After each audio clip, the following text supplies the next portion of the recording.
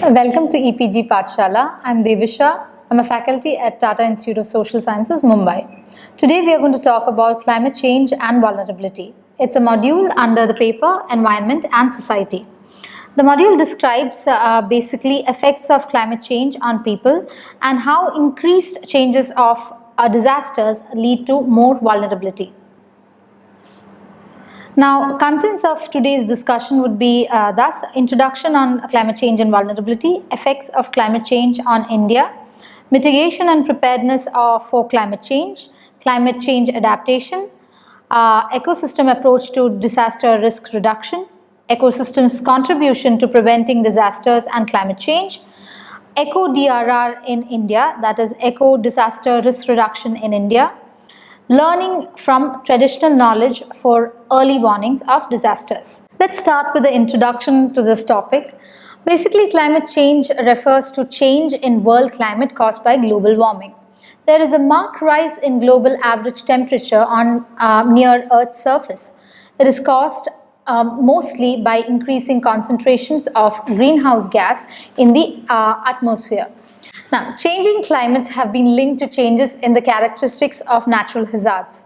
Now, Intergovernmental Panel on Climate Change, that is IPCC, indicates that climate change is likely to alter risk patterns in two main ways.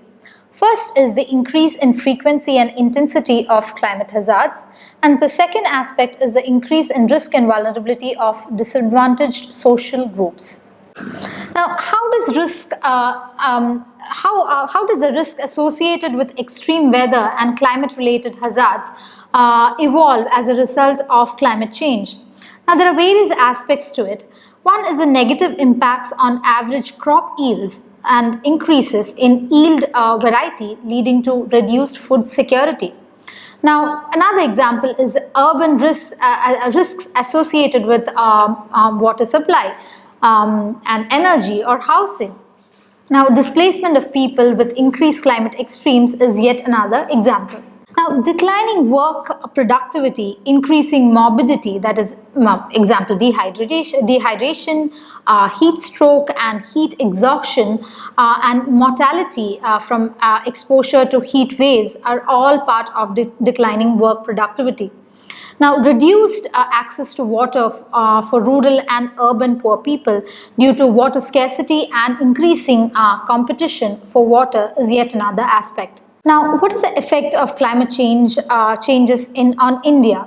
Most of the natural events are related to temperature increase or precipitation or biodiversity patterns on global scale. Increasing temperature causes multiple effects on the same. Now, I have been giving you examples of climate change effects on India, which has already faced several natural hazards, that in previous modules also, we had discussed the same. Now, the first aspect that we are going to look into is droughts. Now, droughts has been a regular phenomenon in arid and semi-arid regions of India, but widespread droughts, even in some parts, is the most feared direct effect of climate change per se. Now, 68% of India's cropped areas receive rainfall between 750 to 2000 mm per annum. Now, these areas are highly prone to irregularities in monsoons such as late onset, long breaks, and early withdrawal, or are vulnerable to droughts. Now, agricultural drought in the semi-arid tracts of Maharashtra and rest of India is likely to worsen, leading to water and food shortages. Now, yet another example for this would be the sea level rise that climate change causes. Sea level rise is likely to produce coastal erosion, wetland and coastal plain flooding, salination of aquifers and soils, and a loss of habitat for wildlife and plants. Now, low-lying coastal regions in developing countries such as Bangladesh, India, China, Vietnam, etc. have especially large populations living in at the risk of coastal areas such as deltas.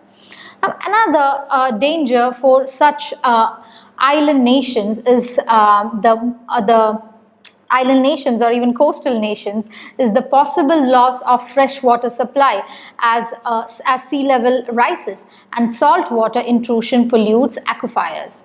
Now, coastal areas, especially heavy polluted coastal cities such as polluted as well as populated coastal cities like Mumbai and Chennai are already witnessing flooding that disrupts life. Unplanned urbanization and floating of building loss adds to the overall damage. Lohatara and Suparibanga islands in the Sundarbans have gone underwaters, and these are the first inhabited islands to sink into the swelling sea. Coral reefs, which are a major source of local livelihoods in both the island clusters, are experiencing ill effects of sea warming. Death of corals, that is coral bleaching, will lead to unprecedented biodiversity losses and economic losses for fisher folks and as well as tourism sectors. Next, we'll be moving on to glacier melt.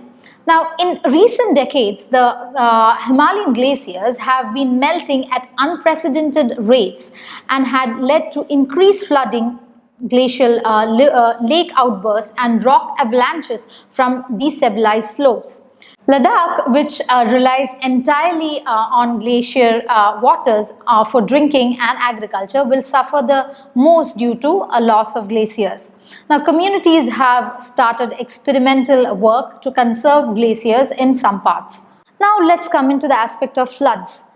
It is very likely that heavy precipitation events will become more frequent as a result of climate change. Glacier melting also increases severity of floods in the floodplain regions of Ganga-Yamuna river system. Now, flash floods and riverine floods affect thousands of people in the Himalayan region every year. A cloud burst incident destroyed an entire village in Almora district of India in 2010, while a similar incident killed hundreds and displaced thousands in the Ladakh district of India. Now, there are more than 10 major incidences of similar nature were recorded in Himalayan regions of Uttarakhand, Himachal Pradesh and Jammu and Kashmir states in India in just 2010. Now, when it comes to these aspects, one needs to look into the mitigation and preparedness of for climate change. Now, in the Hugo Framework for Action 2005 to 2015, the report of World Conference on Disaster Reduction says the need to promote strategic and systematic approaches to reducing vulnerabilities and risk to hazards is underlined. Now, similarly, the Sendai Framework in 2015 also speaks about similar aspects. The Sendai Framework is a 15-year voluntary non-binding agreement which recognizes that the state has the primary role to reduce disaster risk, but that responsibility should be shared with other stakeholders, including local government, the private sector, and other stakeholders. Now, India has already taken steps to include disaster preparedness and resilience building into its development projects. Various departments, especially those dealing with natural resources such as water, forests and biodiversity, has initiated various projects and schemes to understand the climate change effects on disaster and identify measures to protect livelihoods of the people.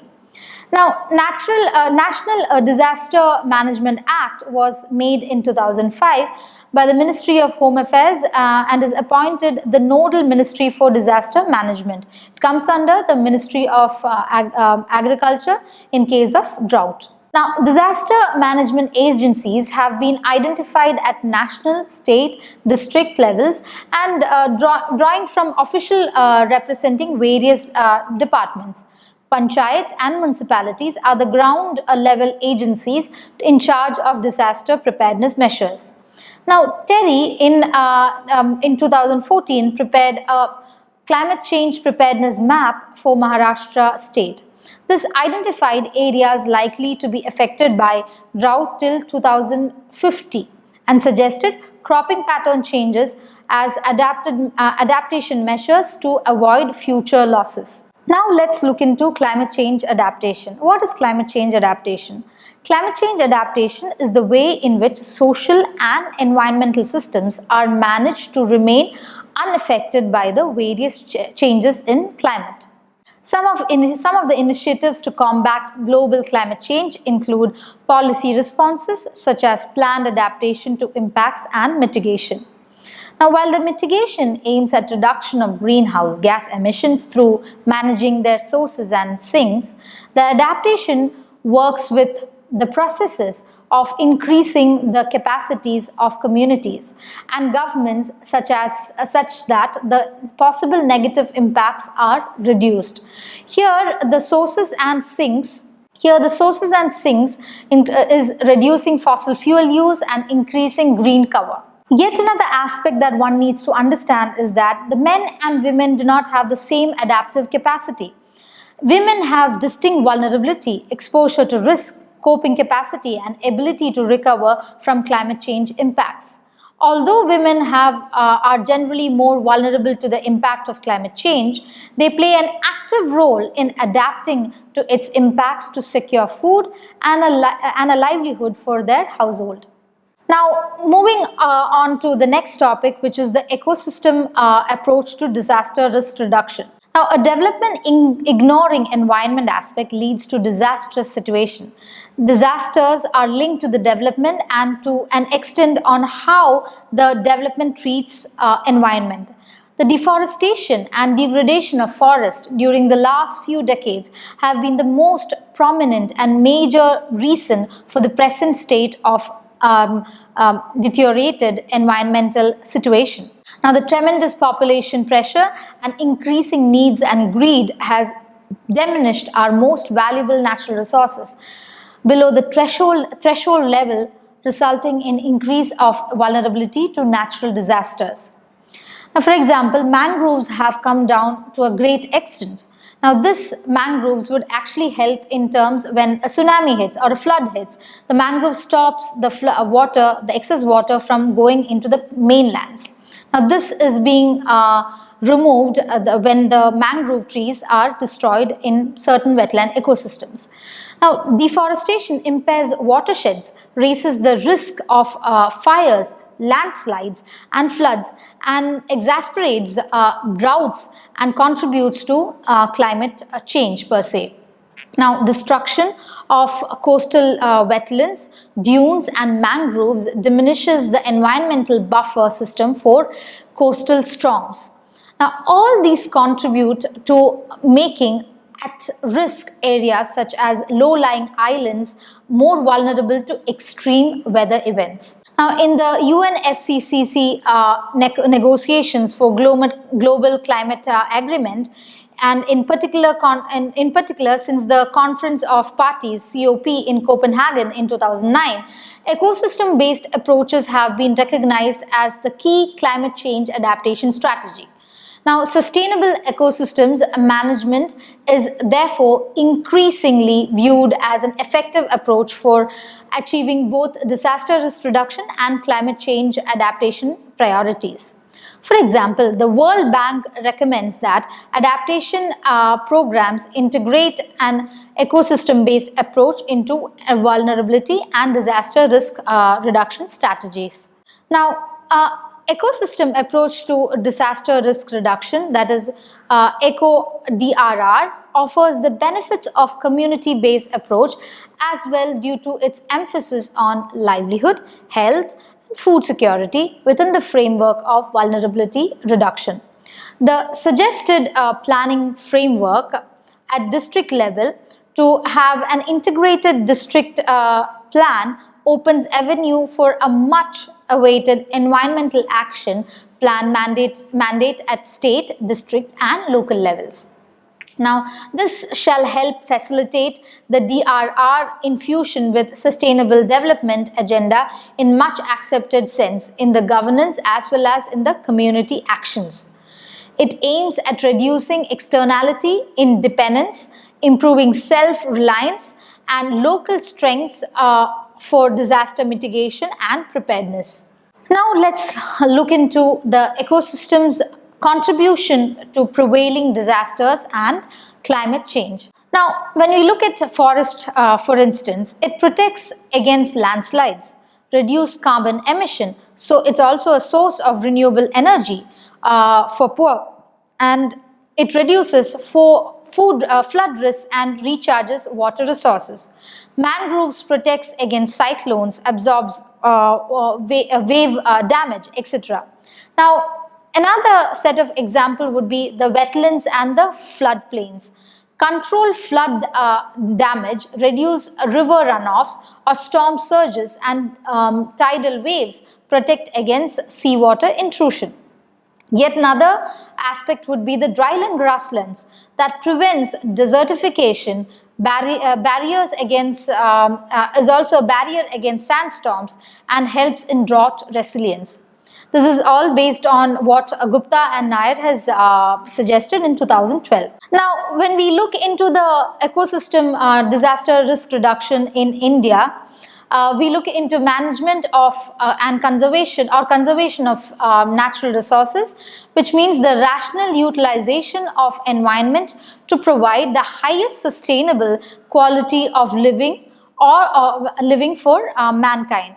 It can be achieved by management of natural resources, including water, sea, water, air, forests, wild and domesticated biodiversity, and of course mineral resources. Now, it also avoids the excessive CO2 emissions, carbon dioxide emissions, and adopt the remedial measures. Now, incorporating traditional ecological knowledge into early warning and preparedness is a very important aspect of eco-DRR in India. Moving on with the ecosystem disaster risk reduction in India, now let's look into the ecosystem management for floods. Now, in Uttarakhand, by accepting natural disasters as inevitable, the people living in disaster-prone areas have integrated these into their lifestyles and always allowed rapidly and imbibed indigenous ways and means to get over their flood problems. People have collectively repaired embankments, constructed bridges and culverts, removed silt and sand from the fields, organized themselves into a livelihood rights association to rally, demonstrate, and then sit in on protests for their demands for livelihoods.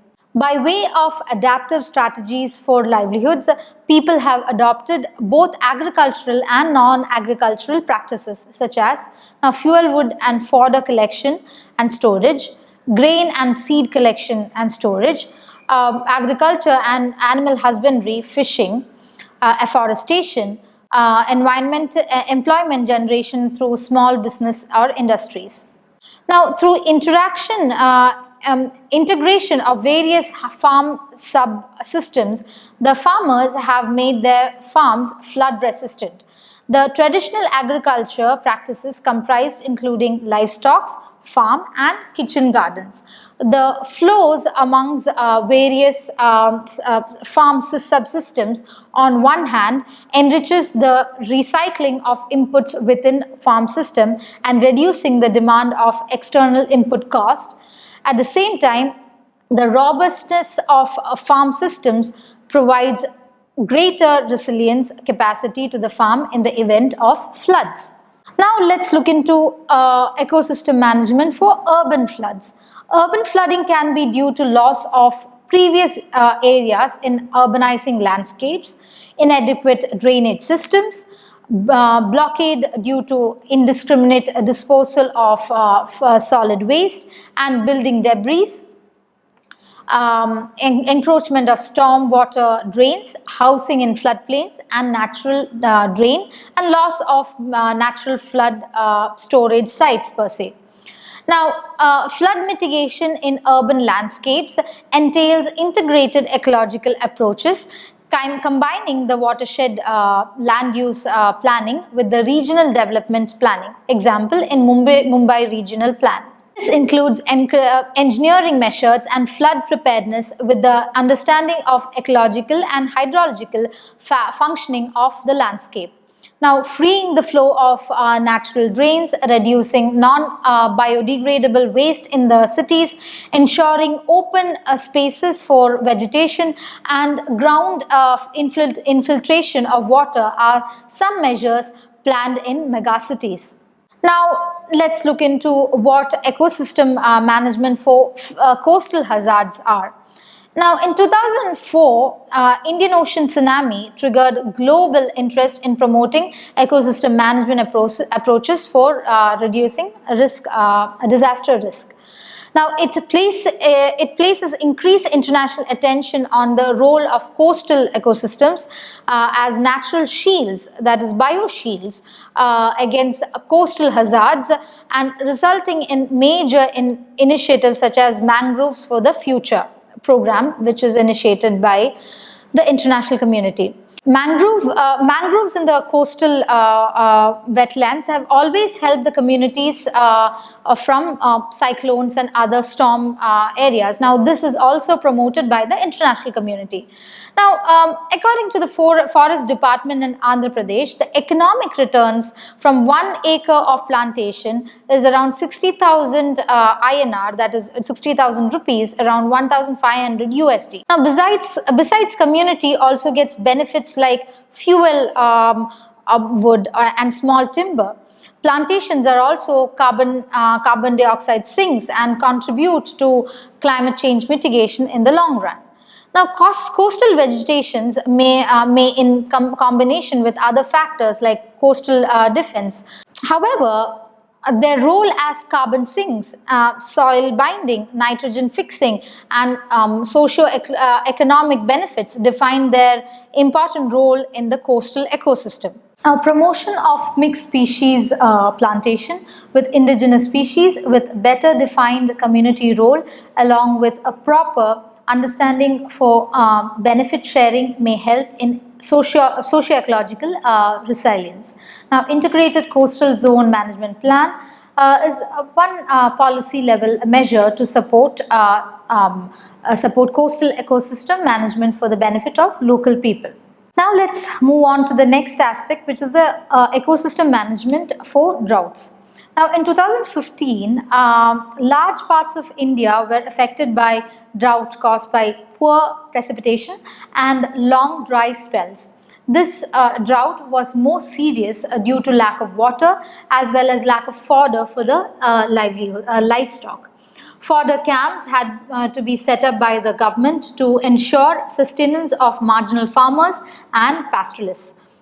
Now, severe crop failures forced farmers into suicide. Now, thousands of rural poor have had to migrate for survival alone. But even in such dire situations, villages that had successfully implemented watershed management projects faced very few ill effects. One such example of a village is of Haveri Bazaar, which is located in a drought-prone region of Maharashtra. Now, their exemplary community-based water management program and has actually allowed them not to take water from outside in the past 2 decades. While other villages in the district had to dig bore wells down to 400 feet to get the water in Haveri Bazaar is accessible in just 20 to 40 feet down.